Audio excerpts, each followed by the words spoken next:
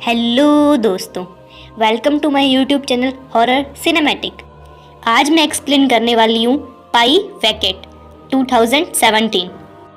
ये एक ऐसी हॉलीवुड मूवी है जो कि रियलिटी में भी काफ़ी हद तक रियल है। इस हॉरर मूवी को IMDb पे मिले हैं 5.8 स्टार आउट ऑफ 10। मैं पर्सनली आपको ये मूवी देखना रिकमेंड करूँगी। तो चलो शुरू करते हैं।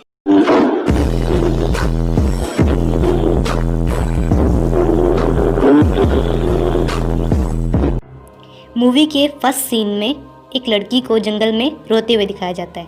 दरअसल ये स्टोरी स्टार्ट होती है जब एक लड़की को स्कूल में दिखाया जाता है और इस लड़की का नाम था लिया, जो कि अपनी पापा की डेथ के बाद अपनी माँ के साथ अकेले ही रहती थी और स्कूल से फ्री होने के बाद वो अपने दोस्तों से मिलती है और इनको कुछ शैतानी चीज़ों के बारे में जानने का बहुत शौक़ होता है, जो कि अक्सर इस पर रिसर्च भी करते रहते हैं और उन्हें अपनी मॉम डैड की कोई फिक्र नहीं होती क्योंकि वो ऐसे ही टाइम वेस्ट किया करते थे। और इन सब में उसकी एक बेस्ट फ्रेंड थी जिसका नाम था जेनस और उसके पास ही बैठा एरॉन, और एरॉन को लिया लाइक करती थी। रिया स्कूल के बाद अपने उन दोस्तों के साथ टाइम वेस्ट करती और उसके बाद घर पे लेट आने के बाद उसकी मम्मी उस पर बहुत चिल्लाती थी क्योंकि उसकी माँ अभी उसके पापा के डेथ के सदमे से बाहर ही नहीं निकली थी और लिया उनसे बदतमीज़ी करके उन्हें परेशान करती थी। तभी नेक्स्ट डे वो लाइब्रेरी जाती है और वहाँ से एक ब्लैक मैजिक की बुक ले आती है क्योंकि उसे ब्लैक मैजिक्स एंड रिचुअल्स पे बहुत ज़्यादा बिलीव होता है और वो इसे रियलिटी में भी सच मानती है। और उस दिन वो अपने दोस्तों के साथ टाइम वेस्ट कर रही होती है तो शाम को उसे घर जाने में देर हो जाती है और फिर से उसकी मॉम उस पर बहुत चिल्लाती है और एक तरफ उसकी माँ उससे बहुत ज़्यादा प्यार करती है तो वो उसे कहती है कि वो उसके पापा को बहुत ज़्यादा मिस कर रही है और ये घर उन्हें उनकी याद दिलाता है, जिससे उसने ये घर छोड़ने का फ़ैसला कर लिया था। और इस डिसीज़न से लिया बहुत गुस्सा हो जाती है और अपने कमरे में चली जाती है। बट उसकी मॉम के ज़िद करने पे वो लोग एक घर देखने के लिए जाते हैं जो कि शहर से बहुत दूर जंगल के एकदम बीचों बीच था और वो पूरा घर लकड़ी से बना हुआ होता है, जो कि लिया की मॉम को बहुत पसंद आता है। लिया का स्कूल दूर होने की वजह से लिया की मॉम उसे रोज़ लाने और ले जाने का प्रॉमिस करती है और उसकी मॉम उसे कन्विंस करती है कि वो सब एक नई ज़िंदगी की शुरुआत करेंगे। जब सेकंड डे लिया की मॉम उसे लेने के लिए आती है तो लिया को बहुत गुस्सा आता है क्योंकि वो रिसेस के बाद अपने दोस्तों के साथ टाइम वेस्ट करती थी जो कि अभी कर नहीं पा रही थी और वो अपनी मॉम पे बहुत गुस्सा करती है, जिस वजह से उसकी मॉम उसे कहती है कि उन सब दोस्तों का साथ छोड़ दे, नहीं तो तुम भी उनकी तरह हो जाएगी। और लिया की मॉम उसके दोस्तों को लोफर बोलती है, जिसकी वजह से लिया को बहुत गुस्सा आता है और वो गुस्से में अपनी माँ से कहती है कि काश आप मर गई होती और डैड जिंदा होते, और वो ऊपर अपने कमरे में चली जाती है। और अब लिया के दिल में अपनी मॉम के लिए नफ़रत भर जाती है और वो गुस्से से घर के बाहर वाले जंगल में चली जाती है और वहाँ पर बहुत रोती है और उसने अब डिसाइड कर लिया था कि उसे अपनी मॉम को मारना है क्योंकि उसका गुस्सा उस पर हावी हो चुका था। फिर वो गुस्से से घर में आती है और अपनी उस ब्लैक मैजिक वाली बुक को निकालती है और उसमें से एक पेज फाड़कर उस पर कुछ रिचुअल्स वगैरह लिखती है और उस पेज पर कुछ डिमोनिक साइन बनाती है। और नेक्स्ट सीन में हमें दिखाया जाता है कि वो अपनी माँ पे कुछ रिचुअल्स करने के लिए बाथरूम से उनके कॉम्ब में से बाल ले रही थी, एक बर्तन, धागा, एक नाइफ और फ्रिज से थोड़ा दूध लेती है। और ये सब वो तब करती है जब उसकी मॉम काम में बहुत बिजी होती है। फिर वो गुस्से से जंगल में चली जाती है और कुछ पेड़ों के बीच में बैठ के रिचुअल अटेम्प्ट करती है। सबसे पहले वो उन पेड़ों को गोलाई में लाल धागे से बांध देती है। अब वो रिचुअल स्टार्ट करने वाली थी और वो इत्र से अपने माथे पर क्रॉस बनाती है और उस दूध को एक बर्तन में डाल देती है।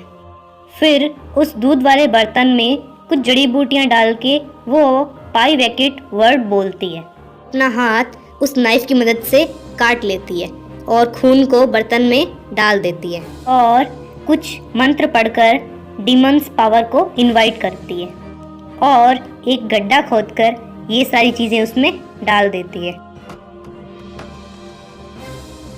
और 3 बार पत्थर से चोट मारने का मतलब था कि ये रिचुअल पूरा हो चुका है।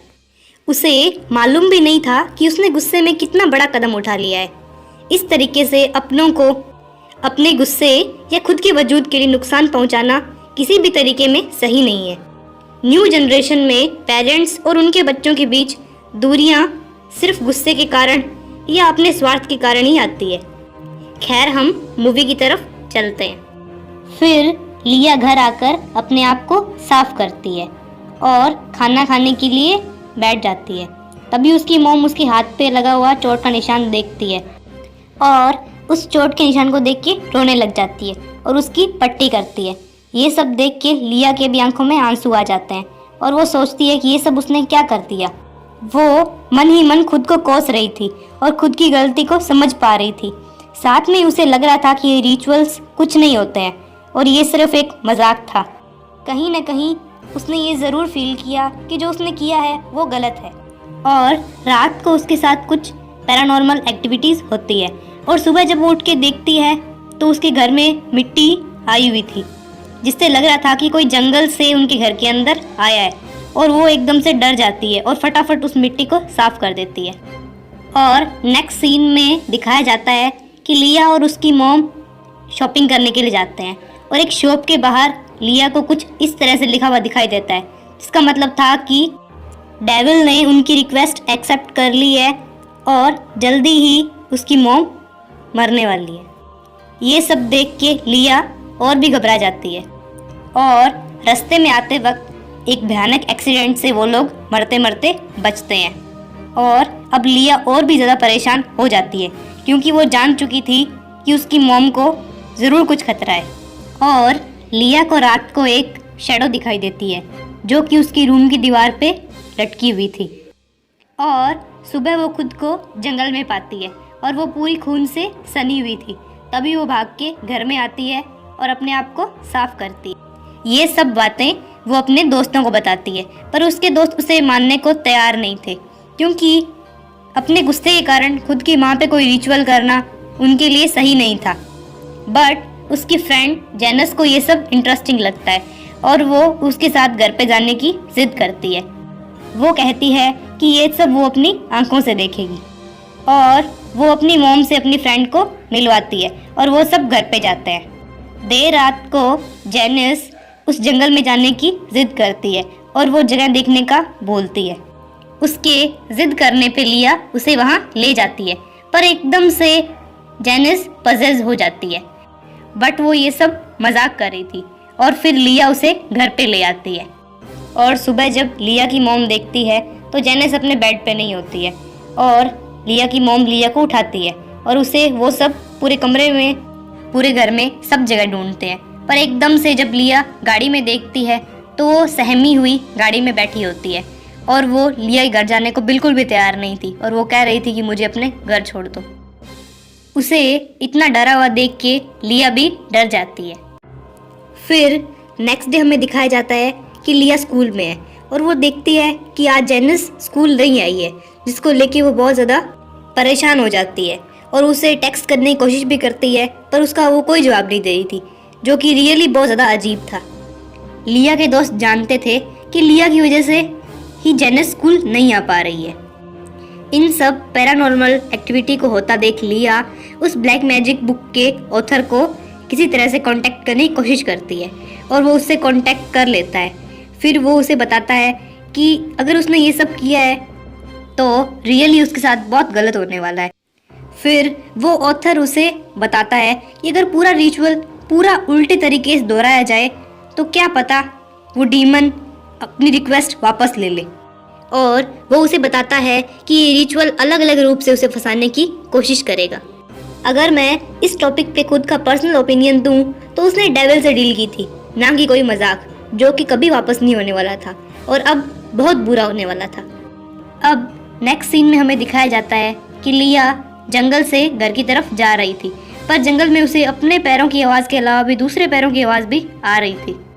वो भागकर घर में चली जाती है और वो वापस रिचुअल करने का प्लान करती है। वो फिर से अपनी माँ के बाल, लाल धागा और दूध लेके जंगल की तरफ जाती है। बट जब वो रिचुअल करते टाइम पेड़ पे पत्थर मारती है तो एकदम से उसे एक डेड बॉडी दिखती है, और जब वो डेड बॉडी के पास जाती है तो वो डेड बॉडी उसके माँ की होती है। उसकी माँ मरी हुई थी। वो ज़ोर ज़ोर से रोने लगती है और पुलिस को फ़ोन करती है कि उसकी माँ को किसी ने मार दिया है, और फिर वो एरोन को भी फ़ोन करती है, और एरोन उसे टेक्स्ट मैसेज में कहता है कि वो उसके घर के बाहर ही खड़ा है। वो भागकर घर की तरफ जाती है और उसे कोई भी दिखाई नहीं देता, क्योंकि वो टेक्स्ट एरोन ने नहीं किया था। फिर वो अपने घर में जाती है और घर में उसे उसकी माँ दिखाई देती है, जिसको देख के वो बहुत ज़्यादा डर जाती है और चिल्लाने लगती है। बट अब उसकी माँ का बिहेवियर चेंज था और वो पहले जैसी नहीं रही थी। लिया अपने आप को एक कमरे में बंद कर लेती है और उसकी माँ दरवाज़ा तोड़ देती है और एक शैतानी रूप में दरवाजे से बाहर आ जाती है, और तब लिया खिड़की से कूदकर घर से बाहर निकल जाती है और उसकी माँ उसके पीछे भाग रही थी। बट अब वो पैरों से न चलकर हाथों से चल रही थी, जिससे लग रहा था कि उसके अंदर कोई इविल पावर आ चुकी है। लिया फिर भागते भागते अपने घर में वापस घुस जाती है। फिर से उसे उसकी माँ बिल्कुल नॉर्मल तरीके से जिंदा दिखती है और वो उसके हाथों से नाइफ लेने की कोशिश करती है, और तब लिया बहुत डर जाती है। अब लिया का माइंड उस पर बहुत हावी हो चुका था। अब उसकी सड़क जाती है और वो सोचती है कि उसकी मॉम तो मर चुकी है, क्योंकि उनकी डेड बॉडी तो जंगल में मिली थी। फिर ये औरत कौन है? वो अपनी मॉम को पेट्रोल छिड़क के जला देती है और उसकी मॉम तड़प तड़प के मर जाती है। फिर पूरे घर में आग लग जाती है और एरोन लिया को किसी तरह से बचा लेता है। फिर नेक्स्ट सीन में हमें दिखाया जाता है कि लिया पुलिस स्टेशन में है और पुलिस उसे बता रही है कि जंगल से तो उन्हें कोई डेड बॉडी नहीं मिली है, बट डेड बॉडी जली हुई घर से बरामद हुई है, जिससे हम सबको पता चलता है कि लिया ने ही अपनी मॉम को मारा है, वो भी जलाकर, क्योंकि लिया ने जिस डेड बॉडी को जलाया था असल में वो ही उसकी मॉम थी। आप भी कंफ्यूज हो गए होंगे कि ये सब क्या हो रहा है, तो चलो बात करते हैं इस मूवी के सस्पेंस की। जैसा कि उस ऑथर ने बताया था कि ये ब्लैक मैजिक डिफरेंट तरीकों से इंसान के दिमाग पे हावी होता है, तो जो उसे जंगल में एक डेड बॉडी दिखी थी वो उसके मॉम की नहीं थी, और जिसको जलाया था वो ही उसकी मॉम थी। वो डिमोनिक पावर लिया पे हावी हो चुकी थी, वो सिर्फ लिया का धोखा था। इसी के साथ हमारी मूवी एंड हो जाती है। बट ये सारी चीज़ें रियल लाइफ में होती है। फिर मिलेंगे हम अगले हफ्ते एक नई मूवी को लेके।